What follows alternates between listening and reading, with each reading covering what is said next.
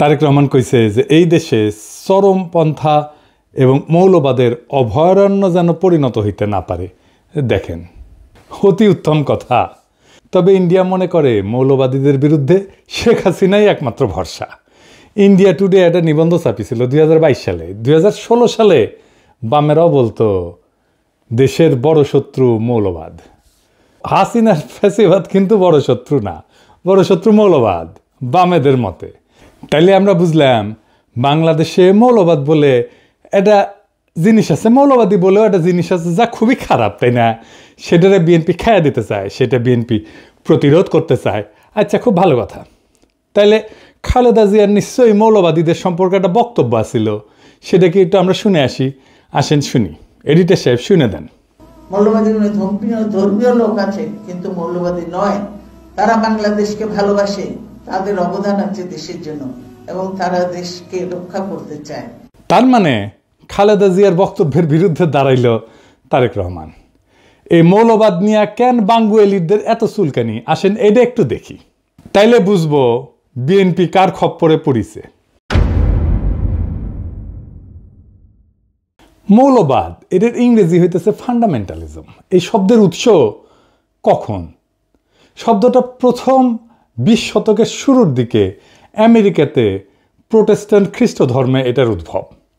1910 থেকে 1915 সালে এই প্রোটেস্ট্যান্ট খ্রিস্টানরা একটা সিরিজ পুস্তিকা প্রকাশ করে, দ্য ফান্ডামেন্টালস নাম দিয়ে, যেখানে বলা হয় বাইবেলকে আক্ষরিক অর্থে মানিতেই হইবে, আক্ষরিকভাবে মেনে মেনে চলতে হবে। তখন খ্রিস্টান জগতে ফান্ডামেন্টালিস্ট মানে ছিল সেই সব খ্রিস্টানেরা যারা বাইবেলকে অক্ষরে অক্ষরে অনুসরণ করত, বা বলতে পারেন রক্ষণশীল খ্রিস্টানেরা। অর্থাৎ শব্দটার জন্মই হয়েছে খ্রিস্ট ধর্মে, ইসলামে না। কিন্তু এটা এখন ইসলাম বুঝাইতে কেন ব্যবহার করা হয়? পশ্চিমা দুনিয়ার শব্দটার রূপান্তর কেমনে হইল? আসেন এর একটু বুঝে দেখি। দ্বিতীয় বিশ্বযুদ্ধের পর পশ্চিমা রাষ্ট্রতন্ত্র, বিশেষ করে আমেরিকা, ধর্মনিরপেক্ষতার নামে ফান্ডামেন্টালিজম শব্দটাকে ধীরে ধীরে নিজেদের ধর্মের মধ্যে একটা সাংস্কৃতিক বিরোধ হিসেবে টিকায় রাখে। ধর্মের মধ্যে আছে না না ফেরকার দ্বন্দ্ব আছে না, সেই রকম। মানে খ্রিস্টান মৌলবাদ, যা থেকে মৌলবাদ শব্দটার উৎপত্তি, তাকে নিজ ধর্মের ভেতরকার বিষয় কইরা রাখে। মানে এটা আমাদের ঘরের একটা ব্যাপার। রক্ষণশীল খ্রিস্টান হওয়া কোনো অসুবিধা নাই, কিন্তু রক্ষণশীল মুসলমান এটা হওয়া যাবে না। কেন যাবে না? এর পরে আসতেছি। আমেরিকার সোভিয়েত ইউনিয়নের কোল্ড ওয়ারের টাইম থেকে এই ফান্ডামেন্টালিজম ধীরে ধীরে একটা পলিটিক্যাল এবং সিকিউরিটি টার্ম হয়ে দাঁড়ায় পশ্চিমা বিশ্বের, বিশেষ করে ইরানের বিপ্লবের পরে 1779 সালে। ওই সময় থেকে পশ্চিমা মিডিয়া এবং একাডেমিয়া ইসলামকে কেন্দ্র কইরা ইসলামিক ফান্ডামেন্টালিজম শব্দটা ছড়াইতে শুরু করে। এখন প্রশ্ন হইতে পারে যে কেন ইসলামকে টার্গেট করা হইল? পশ্চিমা দুনিয়া কল্পনাও করে নাই যে ইসলামের নামে একটা রাষ্ট্র বিপ্লব হইতে পারে এই 20 শতাব্দীতে, কিন্তু হইল। এছাড়াও পশ্চিমের আছে ক্রুসেড এবং অটোমানের কাছে পরাজয়ের স্মৃতি। সেই কারণেই পশ্চিমের কল্পনায় ইসলাম সবসময় একটা চ্যালেঞ্জার সভ্যতা। ক্রুসেডে তারা হার মানে, আবার 1753-তে কনস্টান্টিনোপলের পতন ঘটে, 1600 শতকে ভিয়েনার অবরোধ ঘটে। এই সমস্ত ইতিহাস ইউরোপীয় সভ্যতাকে মনে করায় দেয় ইসলাম সামরিক এবং সাংস্কৃতিকভাবে তাদের প্রতিদ্বন্দ্বী। আবার ভিয়েনা অবরোধ কি, এটা কি জানেন? জানেন না? আসেন জেনে নিই। অটোমান সম্রাটেরা 2বার ভিয়েনা অবরোধ করে 16 শতকে। এই অবরোধ ব্যর্থ হয়। কেন ভিয়েনা এত গুরুত্বপূর্ণ ছিল জানেন? ভিয়েনা ছিল ইউরোপের প্রবেশের দরজা। যদি অটোমানরা যে ভিয়েনা দখল করতে পারত, তবে তারা জার্মানি, ইতালি, ফ্রান্স পর্যন্ত অগ্রসর হইতে পারত। তাই ভিয়েনায় যে অবরোধগুলো হয়েছিল, যেটা ঠেকাই দিতে পারছিল ইউরোপিয়ানরা, সেই জন্যই ইউরোপিয়ান চেতনায় সেটা সভ্যতার রক্ষা হিসাবে স্মরণীয় হয়ে আছে। এবং ভয়েরও কারণ, যদি ভিয়েনা দখল হয়ে যাইত তাহলে তো ইউরোপ মুসলমানদের দখলে চলে যেত। ক্রুসেড পর্ব শেষ হওয়ার পরেও ইউরোপে ইসলামকে চিরশত্রু হিসাবে কল্পনা করা হইতো, মূলত ভিয়েনা অবরোধের মতো ঘটনার কারণে। কিন্তু আধুনিক যুগে ধরেন অটোমান সাম্রাজ্যও নাই এবং ইসলামী শক্তি বিভক্ত, তারপরেও ভেতরে ভেতরে পুনর্জাগরণ বা বিপ্লবের একটা আশঙ্কা পশ্চিমের আছে। আর বিপ্লব তো হয়ও ইরানে। এবং আরেকটা কারণ হইতেছে খুব গুরুত্বপূর্ণ, যে পশ্চিম তো পশ্চিমা সভ্যতার যে সংকট, তার কোনো সমাধান দিতে পারেনি। যেমন কি সংকট? পশ্চিমা সভ্যতার কিছু অমীমাংসিত সমস্যা আছে। যেমন পশ্চিমা সভ্যতা বিজ্ঞান, প্রযুক্তি, গণতন্ত্র, মানবাধিকারে বড় অবদান রাখলেও কিছু মৌলিক সমস্যার আজও সমাধান করতে পারেনি, যেমন বৈষম্যের সমাধান করতে পারেনি। এই পুঁজিবাদী সমাজ ধনী গরিবের বৈষম্য ক্রমাগত বাড়াইছে। বলা হয়তো ধনীদের তরফ থেকে ট্রিকল ডাউন করতো, আস্তে আস্তে ব্যয় ব্যয় ব্যয় ব্যয় চুইয়ে পড়ে নিচের লোকেরা আস্তে আস্তে কিছুটা সম্পদ হয়তো পাইতো। পশ্চিম ব্যক্তি স্বাধীনতাকে সর্বোচ্চ করছে, কিন্তু সমাজ, কমিউনিটি, পরিবার এগুলো ভেঙে গেছে। মানুষ একা, বিচ্ছিন্ন, বিষণ্ণতায় ভোগে। রাষ্ট্র, রাজনীতি, ধর্ম বা নৈতিকতা থেকে বিচ্ছিন্ন হয়ে গেছে। এর ফলে যুদ্ধ, এর ফলে উপনিবেশিকতা, এর ফলে পরিবেশ ধ্বংস, এবং সব কিছুকে বলা হয় প্রগতিশীলতা, প্রগতি, নেসেসিটি, এই বলে বৈধতা দেওয়া হয়। পশ্চিমা বিশ্বে যে ক্ষমতার দ্বন্দ্ব, এটাকে বলা হয়তো যে ব্যালেন্স অফ পাওয়ার যদি থাকে, অনেকগুলো শক্তির যদি শক্তিশালী যদি রাষ্ট্র থাকে, তাহলে একটা ব্যালেন্স অফ পাওয়ার হবে, এইটা স্থায়ী শান্তি নিশ্চিত করতে পারবে, কিন্তু করতে পারেনি। যুদ্ধ কোথাও থামাইতে পারেনি। 2টা বিশ্বযুদ্ধ হয়েছে, কোল্ড ওয়ার হয়েছে, আজকেও তো যুদ্ধ হইতেছে বিভিন্ন দেশে, তাই না? এখনো ইউক্রেনে যুদ্ধ হইতেছে, কয়েকদিন আগে ইসরায়েল ইরান যুদ্ধ হইল। আর প্রকৃতি, পরিবেশ, এটা ধ্বংস হয়ে গেছে। কারণ প্রকৃতি পরিবেশকে এটা মনে করে এটা ভোগের একটা বিষয়। যাকে সভ্যতা বলে মনে করে পশ্চিম, তা মনে করে যে এই পরিবেশ থেকে সব কিছু টাইনে আমি ভোগ করলেই আমি সভ্য হইতে পারবো। এর ফলে পরিবেশ ধ্বংস হয়ে গেছে, জলবায়ু পরিবর্তন হচ্ছে, প্রাকৃতিক সম্পদের সংকট এখন একটা বৈশ্বিক হুমকি। এই জায়গায় ইসলাম একটা অল্টারনেট সমাধান দিতে পারে, যদি ইসলামকে কেবল ধর্ম না, একটা সভ্যতাগত প্রস্তাবনা হিসাবে দেখা হয়। তবে কিছু জায়গায় তো কিন্তু বিকল্প দেয়, যেমন অর্থনীতিতে এটা একটা ন্যায়সঙ্গত বন্টনের একটা ব্যবস্থা দেয়, প্রস্তাবনা দেয়। এমন একটা ব্যবস্থা দাঁড় করায় যেখানে সম্পদ এক জায়গায় জমে থাকতে পারে না, এটা ঘুরতে বাধ্য হয়। পুঁজিবাদ বা সমাজতন্ত্র, এই দুইটার বাইরে যায় ইসলাম একটা সোশ্যাল জাস্টিস, এর তার সাথে সাথে প্রপার্টি রাইটসের মডেল দেয়। তারপরে সমাজকেন্দ্রিক একটা জীবন দেয়। ইসলাম ব্যক্তিকে সম্মান দেয়, কিন্তু সমাজকে ভাঙে না। পরিবার, প্রতিবেশী এবং তার যে উম্মাদ ধারণা, এটা মানুষকে সম্পর্কিত করে রাখে। আর নৈতিক যে রাজনীতি, সেটা রাষ্ট্র শুধু আইনের মেশিন না, বরং নৈতিক দায়িত্বশীলতার কেন্দ্র। ইসলামের একটা ধারণা আছে, আমানতের ধারণা। ক্ষমতা একটা আমানত, ক্ষমতা মানে দায়বদ্ধতা। আমাদের এই লিবারাল ডেমোক্রেসিতে জবাবদিহিতা কার কাছে? জনগণের কাছে, তাও দিতে চায় না তারা। কিন্তু ইসলামে জবাবদিহিতা কার কাছে? জনগণের কাছে অবশ্যই, কিন্তু উপরালার কাছেও, কেবল নাগরিকের কাছে না, খোদা তাআলার কাছেও। শান্তির ধারণাও ধরেন ইসলামে একটা খুব র্যাডিক্যাল চিন্তা আছে। ইসলাম যুদ্ধকে বৈধ করে শুধু আত্মরক্ষায়, মানে নিপীড়ন বন্ধ করতে 2টা জায়গায়। শক্তি ব্যবহার মানে আধিপত্য না, ন্যায় প্রতিষ্ঠা। পশ্চিমের যেটা জাস্ট ওয়ার থিওরি, সেটার বাইরে একটা নৈতিক শান্তির তত্ত্ব এটা। তার মানে ইসলামের যুদ্ধ 2 জায়গায় বৈধ, আত্মরক্ষা এবং জুলুম বন্ধে। শক্তির ব্যবহার এটা আধিপত্যের জন্য না, ন্যায়ের প্রতিষ্ঠার জন্য। এমনকি ধরেন প্রকৃতির সাথে সম্পর্ক, ইসলাম প্রকৃতিকে আমানত হিসেবে বলে, শোষণের বস্তু না। খিলাফার যে ধারণা, সেখানে মানুষ প্রকৃতির উপরে শাসক না, তার রক্ষক। এই যে পরিবেশগত বিপর্যয় হতো, এই পরিবেশগত বিপর্যয় হতো না পৃথিবীতে যদি ইসলামের দৃষ্টিতে পরিবেশ আর দুনিয়াকে দেখা হইতো। তাই ইসলামকে একটা বিকল্প সভ্যতার ধারণা হিসেবে এটা একটা পরীক্ষা নিরীক্ষা করা সম্ভব সমাজে, রাষ্ট্রে। আমি আমার পিএইচডি গবেষণার কথাই বলি, এইখানে যেখানে গ্যাপ, সেখানে ইসলামের ধারণা প্রযুক্ত করলে সমস্যাটা মিটে যায়, কিন্তু এটা নিয়ে অন্যদিন আলাপ করা যাবে। তাই ইসলাম শুধু না, পুরা ফান্ডামেন্টালিজম, এই মৌলবাদ শব্দটা ইসলামের সাথে যুক্ত কইরা একটা ভয় তৈরি করা হয় পশ্চিমে।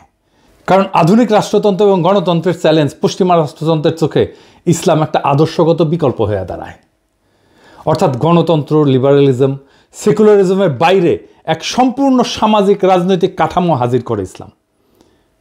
তাই একে প্রতিরোধ করার জন্য ইসলামিক ফান্ডামেন্টালিজম শব্দ দিয়ে তাকে ব্যাকওয়ার্ড, ইরেশনাল, অযৌক্তিক, ভায়োলেন্ট, সহিংস এইটা বলে চিত্রিত করা হয়। মুসলিম রাজনৈতিক আন্দোলনগুলোকে যদি ফান্ডামেন্টালিস্ট হিসেবে ট্যাগ দেওয়া যায়, তাহলে তাদেরকে আন্তর্জাতিকভাবে অগ্রহণযোগ্য কইরা দমনকে বৈধতা দেওয়া যায়। কিন্তু দেখেন, হিন্দু ধর্মে কোনো মৌলবাদ নাই, খ্রিস্ট ধর্মে মৌলবাদ নাই, হিন্দু ধর্মে মৌলবাদকে আলাদা করে দেখা হয়। কেন?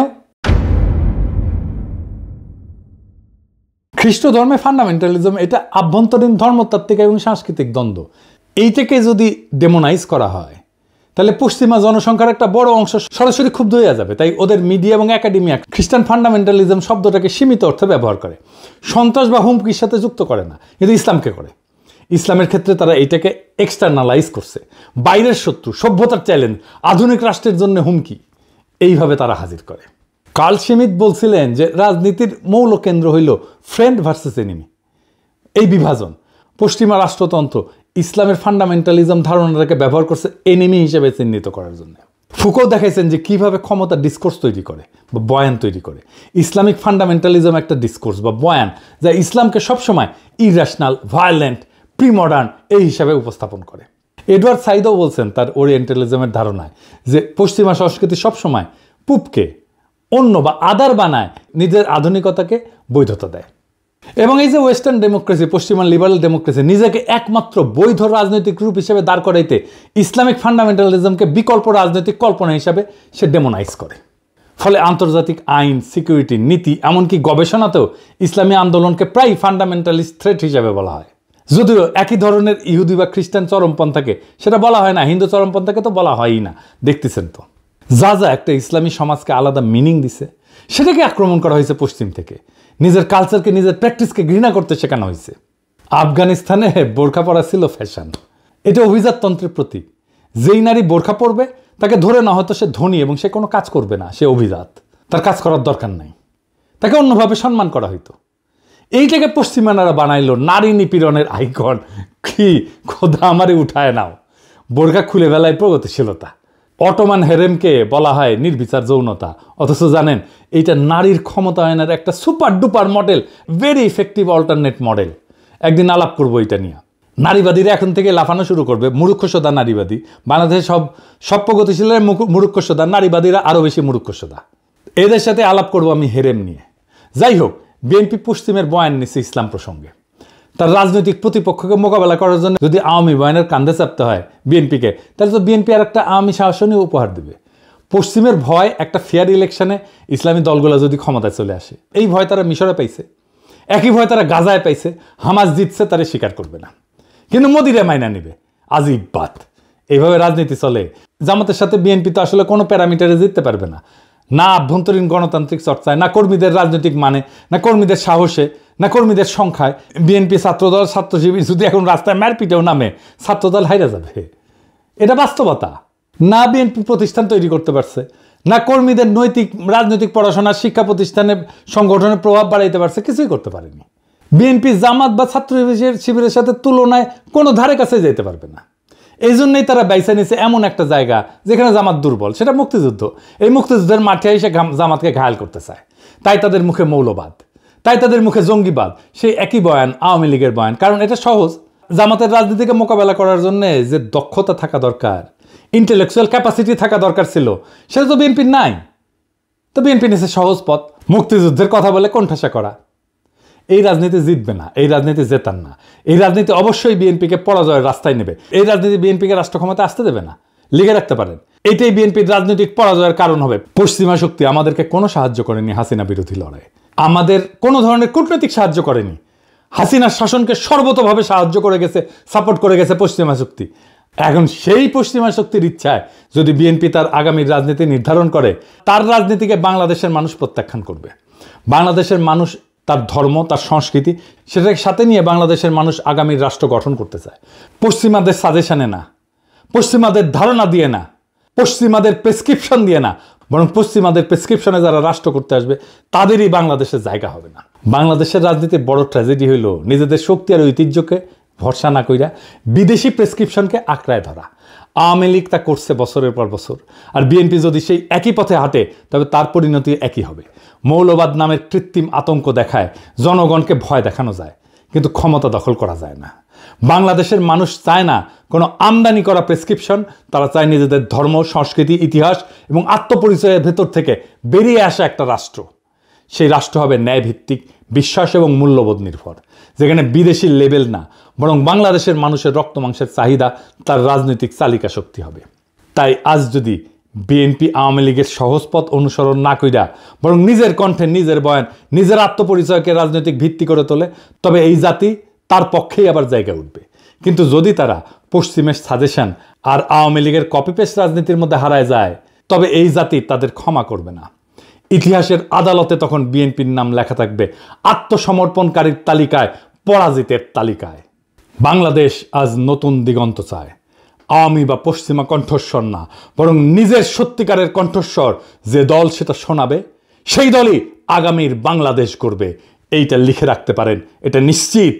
সেটাই ছিল 2024-এর বর্ষা বিপ্লবের অঙ্গীকার। বাংলাদেশ সেই পথেই হাঁটবে। ইনকিলাব জিন্দাবাদ।